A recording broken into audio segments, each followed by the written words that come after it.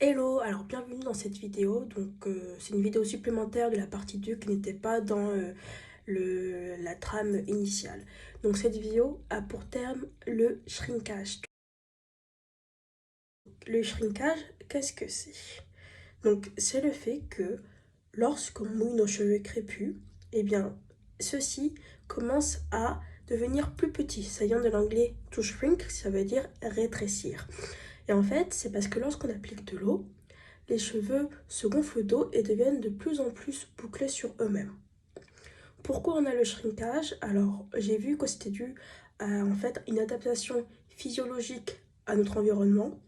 En effet, le fait d'avoir des cheveux qui en fait se rétrécissent et fassent en fait un tapis au-dessus du cuir chevelu permettait de protéger le cuir chevelu contre le soleil de deux manières. Alors, d'une part, vu que le soleil ne tape pas directement sur le cuir chevelu est protégé. Et d'autre part, comme ça fait une petite épaisseur, une petite couche, cela permet de laisser passer l'air et aussi donc de faire un système de refroidissement du cuir chevelu. Donc, dans sa forme naturelle, le cheveu crépus a une forme de zigzag. Il a des boucles très serrées. C'est ce qu'on appelle le shrinkage. C'est quand en fait, tout simplement, notre cheveu revient à son état naturel. Alors, en illustration, donc moi, là, je viens de me laver les cheveux. Donc mes cheveux ont shrinké. Pas totalement, parce que j'ai gardé en fait mes cheveux sous forme de vanille pour éviter d'avoir un grand effet de shrinkage. Donc vous pouvez voir, hein, les boucles, elles sont très serrées et quand je les laisse complètement à l'air libre, mes cheveux peuvent réduire jusqu'à 3 fois, c'est-à-dire faire jusqu'à un tiers de leur taille totale quand ils sont étirés. Le shrinkage, c'est assez dangereux quand on a un objectif de longueur. Car si on laisse ses cheveux sous forme shrinkée, on s'expose à plusieurs problèmes. Donc déjà, avoir des gros nœuds qui peuvent devenir des locks, mais aussi découlant de cela, faire énormément de casse lorsqu'on veut démêler ses cheveux. Et à la fin, comme les cheveux sont en forme de boucle, le sébum naturel, donc l'huile naturelle des cheveux, n'arrive pas à remonter jusqu'au point, ce qui fait que on a beaucoup de problèmes de conditionnement des cheveux, c'est-à-dire que les cheveux n'arrivent pas à rester hydratés et bien lubrifiés grâce à son huile naturelle et on a besoin d'appliquer beaucoup de produits extérieurs afin de pallier ce problème. Donc, évidemment, il faut éviter le plus possible de garder ses cheveux dans son état shrinké et éviter l'effet de shrinkage. Alors, comment on le fait en pratique?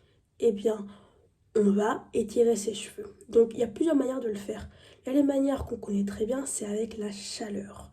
Donc, on peut étirer ses cheveux avec un sèche-cheveux et faire un brushing ou blowout. On peut étirer ses cheveux aussi avec un fer à lisser et lisser ses cheveux.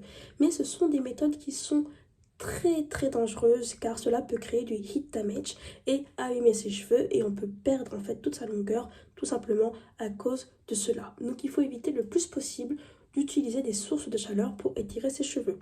Et la manière la plus simple, c'est d'étirer ses cheveux sans chaleur en faisant en sorte que tes cheveux ne sèchent jamais dans un état shrinké.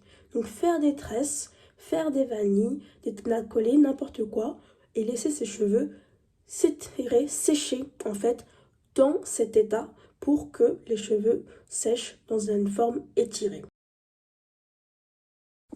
Après la douche, il ne faut donc jamais laisser ses cheveux sécher comme ça à l'air libre. Il faut faire des tresses ou des vanilles pour éviter d'avoir du shrinkage. Alors, je pense que vous connaissez toute cette astuce d'après la douche, mais en fait, il faut faire attention au shrinkage pendant la douche, pendant le wash day.